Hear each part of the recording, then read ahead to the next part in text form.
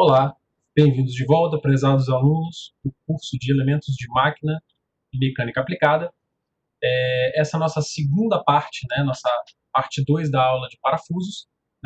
Vamos continuar aí que estávamos falando. Na aula 1, na parte 1, vimos um pouquinho sobre conceito, sobre, primeiramente, a definição desse elemento de máquina e também quanto a, principalmente, tipos de roscas, rosca métrica e rosca Whitworth. E nesse segundo momento da aula de parafusos, vamos ver mais alguns aspectos importantes. Tá? Basicamente, se a gente pudesse ter uma visão geral dos parafusos, o parafuso é formado por uma haste, por um corpo e por uma cabeça. Okay? Essa haste tem normalmente uma parte roscada e uma parte não roscada. Essa rosca pode ou não tomar toda a dimensão da haste e, falando com um pouquinho mais de detalhe, o parafuso também pode não ter cabeça. Okay? Importante também a gente frisar, além do conceito de haste e cabeça, a questão do acionamento. O acionamento está ligado à ferramenta utilizada para poder fazer o aperto ou desaperto daquela cabeça, daquele parafuso. Então, por exemplo, nesse caso aqui, eu tenho um parafuso com seção sextavada, então o acionamento dele é feito por chave de boca ou chave de estria. São chaves de aperto que já foram vistas devidamente na aula de ferramentaria e acessórios anteriormente. Então, vamos lá, pessoal. Basicamente o que eu falei, parafuso composto por uma cabeça e por um corpo, parafusos dos mais diversos tipos, parafuso ele varia, de acordo com o formato da cabeça, de acordo com o formato do corpo, de acordo com o formato da ponta. Então, nessa aula, a gente vai detalhar um pouquinho dessa questão, de especificação, de geometria aí dos parafusos existentes. A gente vai tentar dar uma visão mais qualitativa do que tem disponível para vocês no mercado, ok? Aqui um exemplo clássico de parafuso prisioneiro, que é um parafuso sem cabeça. Ele é um parafuso que tem rosca dos dois lados, ok? E utilização muito, muito prática desse parafuso é para a fixação de flanges. Então, os flanges são elementos de conexão de tubulações. Eles serão vistos em detalhes, por vocês lá na disciplina de tubulação industrial e caldeiraria, ok? Se não me engano, ela fica mais para frente do curso, talvez aí no terceiro ou quarto módulo, mas esses parafusos prisioneiros muito utilizados aí, nessa aplicação em flanges. Bem, quanto à questão agora das variedades de parafuso, começando a falar aí pelo tipo de cabeça, a gente tem uma enormidade aí de variações. A gente pode ter parafuso de cabeça redonda, tá? Esse parafuso de cabeça chata, que ele faceia literalmente a superfície do elemento ou da máquina, que é muito chamado na área mesmo de parafuso escariado. Dificilmente alguém vai chamar de parafuso chato, vai chamar de escariado, ok? Parafuso oval, panela, e aí por aí vai, flangeado, plano, abaulado. Então você tem uma enormidade de variedades aí de cabeça, de parafuso. Você vai aprendendo ao longo do tempo, você vai identificando elas aí, você vai lidando melhor. As principais aí, além das outras já citadas, são as sextavadas, são muito comuns, Então, sextavada flangeada, Então, essas aqui todas acionadas por aquelas chaves de aperto de boca e de estria que a gente já viu mais para trás, tá? E lógico que tem parafusos com cabeças mais exóticas, que não são vistos todos os dias, tá? Mas o importante é que existe, tanto um mercado enorme de parafusos, quanto um mercado enorme de acionadores, de ferramentaria, de chaves, para poder fazer o acionamento desses camaradinhos, tá? Então, tipos de cabeça, vimos algumas aqui, o material está aqui para vocês darem uma olhadinha. Depois eu passo alguns catálogos de fabricantes completinhos para vocês terem uma noção do que é essa indústria aí desses elementos de fixação. Quanto ao tipo de fenda, acho que daqui a menos comum talvez seja a combinada, que ela é mais alongada, aqui ela não é igual a Phillips, e a Torx, mas a fenda reta, que é a clássica, a Phillips, e a sextavada interna, seria a Allen, acionada por uma chave Allen, e essas fendas de parafuso vocês já estão bem acostumados. A Torx também talvez vocês já estejam acostumados, porque aqueles estojozinhos que a gente compra normalmente para trabalhar em casa, para deixar em casa, para fazer algum conserto, algum reparo pequenininho doméstico, normalmente vem com alguns vêm com chave Torx também. Então, ela é bem comum. Talvez a menos comum aqui seja essa combinada, aparece menos um pouco na prática aí pra gente, tá? Quanto à questão da ponta do parafuso, né, o parafuso ele pode ter uma ponta cônica, uma ponta arredondada, plana com chanfro ou plana normal, né, chapada. Eu acho que até nos slides anteriores aqui, vou retornar um pouquinho, a gente tem um exemplo de um parafuso, ó, por exemplo, ponta cônica e ponta plana, ok? Então, dois exemplos aqui para contextualizar os tipos de ponta. Vamos lá, seguindo em frente, tá? Parafusos com nomenclatura MX, tá? Muito comum você ouvir isso na área, né? Parafuso M8, M6, M12, M20, o que é isso, né? Essa nomenclatura M, ela retorna para a gente a questão aí do diâmetro nominal do parafuso, tá? Então, na verdade, parafusos MX. O M, ele simboliza que o parafuso tem rosca métrica, que a gente já viu as características aí geométricas aí espaciais na aula anterior, tá?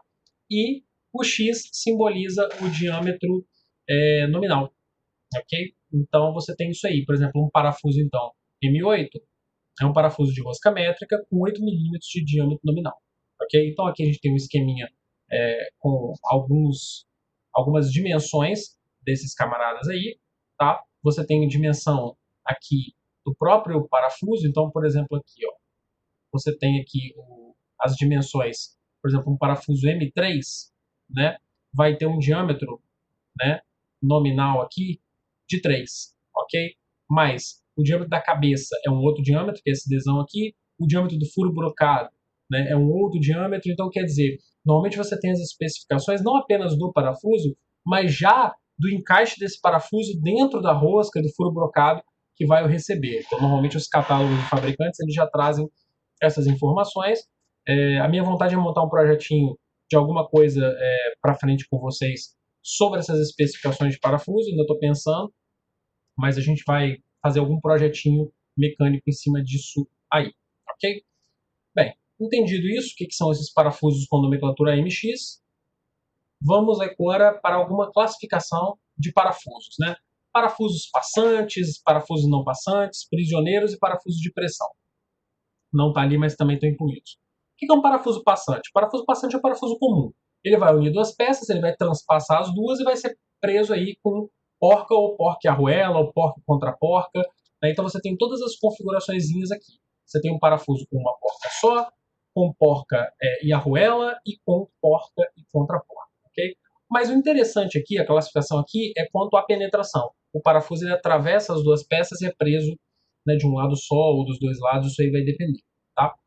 Os furos, né, parafusos não passantes, eles são parafusos cujo curso de penetração ele não vai atravessar e sair do outro lado. Então, por exemplo, você vê que o parafuso ele tem a penetração dele até aqui.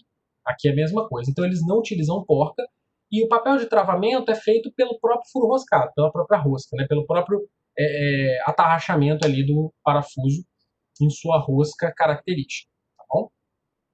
Bem, seguindo em frente, parafusos de pressão, né? São esses parafusos fixados que você vai roscando o parafuso até que a ponta dele apoie, né, contra a peça a ser fixada. Muito utilizado em aplicações domésticas, assim. Eu estou parando para pensar que eu não pensei ainda numa aplicação industrial, né, uma aplicação de maior porte que isso aí é utilizado, mas eu vou buscar para ver se existe uma aplicação, digamos assim, mais da área onde os parafusos de pressão são utilizados. Eu vejo muito para prender ventilador de teto, essas coisas da lamparina do ventilador, coisas pequenas, né, do uso doméstico, mas assim, aplicações práticas eu trago para vocês depois, se houver alguma. E parafusos prisioneiros, né, que são parafusos sem cabeça, com rosca em ambos os lados, né, ele também é um parafuso, né, passante, normalmente, e ele vai prender, né, digamos assim, vai ser usado em situações onde a montagem e a desmontagem ela é muito comum. Então, aqui eu retorno para vocês com o exemplo do flange, certo? Porque é um exemplo muito comum, onde essas montagens e desmontagens são frequentes, e eu tenho que ter um parafuso prático para poder fazer isso. Então, a gente acaba usando um parafuso do tipo prisioneiro.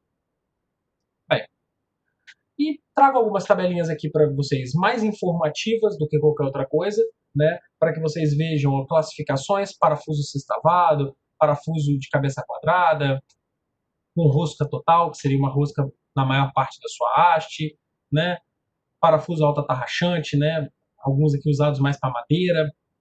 Então, o que acontece?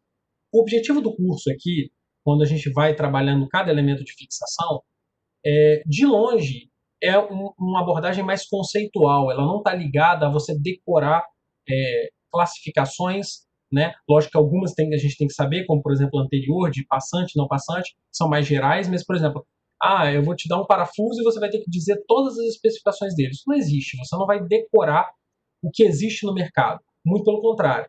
Você tem que ter conceito, os conceitos corretos e organizados, né, na sua mente, no seu ferramental, né, mental, intelectual, para poder trabalhar. E na medida que você tiver uma aplicação ou tiver uma demanda no seu trabalho, aí você vai buscar, né, no mercado, né, nos fabricantes, né, nos catálogos, aquilo que se adequa à sua demanda, um parafuso que seja adequado àquela determinada demanda. Então, é essa inteligência técnica que eu quero que vocês criem, não, né, ficar decorando alguma coisa ou outra. Então, quando eu falo assim, olha, isso aqui eu trago como informativo, isso aqui é para vocês darem uma lida e darem uma olhada, é porque são informações que, à medida que você vai tendo contato ao longo do tempo, você acaba se acostumando com aquela prática, com aquela dinâmica daqueles elementos, e você acaba tendo um pouco mais de facilidade de manipular isso aí na hora de escolher na área o que você vai fazer, o que você vai usar, tá bom? Então, algumas classificações aqui para vocês verem, né, quanto à questão da fenda, quanto à questão da cabeça, e por aí vai, tá bom? Então, pense o seguinte, quando você tem uma união aparafusada, né, alguns fatores são importantes, tá? Então, o seguinte, primeiramente, o diâmetro do furo brocado, ok? O furo broqueado. Então, você tem aqui o diâmetro φ, que é a letrinha normalmente no curso técnico que indica diâmetro, desde lá da disciplina de desenho técnico, né, 1 e 2. Você tem, né, aqui o diâmetro do furo roscado, D, né, que é o diâmetro da rosca, ok? Então, vamos por enquanto pensar nesses dois diâmetros, certo? E o comprimento útil de penetração, né, que é até onde entra o parafuso. Então, como é que funciona essas coisas aqui na prática? Funciona mais ou menos assim. Ó, normalmente você tem um material do qual é feito o parafuso e você já vai ter uma parametrização da profundidade do furo brocado, né, do broqueado, a profundidade da parte roscada, o comprimento de penetração e o diâmetro do furo passante, caso seja um furo passante. Então, o que acontece? Você vê que as tabelas de parafuso, elas têm muito isso. Você pega uma variável que ela é central naquele dimensionamento, naquele raciocínio do parafuso, e você parametriza todas as continhas da tabela em relação àquela variável. Então, nesse caso aqui, pessoal, percebam, tudo aqui fica em função dessa letrinha aqui, né, desse parâmetro D. Então a gente volta aqui, dá uma olhada no que é o D. Poxa, D é o diâmetro da rosca, diâmetro do furo roscado. Então quer dizer o seguinte, que se eu souber esse diâmetro, eu consigo calcular todas aquelas coisas daquela tabelinha. Então vamos tentar fazer um exemplozinho rápido de aplicação para a gente ver como é que isso funciona, tá bom? Então olha só, duas peças de alumínio devem ser unidas com um parafuso de 6 milímetros de diâmetro, né? E ele quer saber o seguinte, olha, qual deve ser a profundidade do furo broqueado, a profundidade do furo roscado, certo? Quanto o parafuso deve penetrar e qual é o diâmetro do furo passante, tá bom? Então, vamos lá. Primeiro, procura-se na tabela, né, o material do parafuso em questão, que é o alumínio, ok? Busca-se então na tabela a expressãozinha que calcula a profundidade do furo broqueado, ok?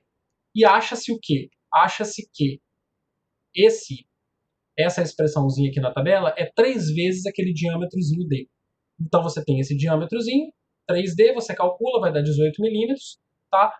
A profundidade do furo roscado vai dar 2,5 vezes aquele D, então vai dar 15 milímetros e assim por diante. Ou seja, qual é a lógica aqui? Se eu tiver, né, aquele diâmetrozinho, né, da rosca do parafuso, eu tenho tudo, né, o diâmetro de especificação do parafuso, eu consigo calcular todas as coisinhas da tabela, tá bom? O resto são exercícios aí para vocês darem uma olhadinha, pessoal. Eu agradeço, né? Chegamos ao final da nossa segunda parte, né, de parafusos. Eu, né, acho que, bem, não sei quantas partes vão ter em parafusos, no mínimo 3, tá? Mas talvez inclua uma quarta, ainda estou decidindo, tá? mas agradeço pelo foco de vocês, né, pela atenção nas aulas, espero que vocês estejam aproveitando bastante, tá? E até o nosso próximo encontro. Obrigado, pessoal.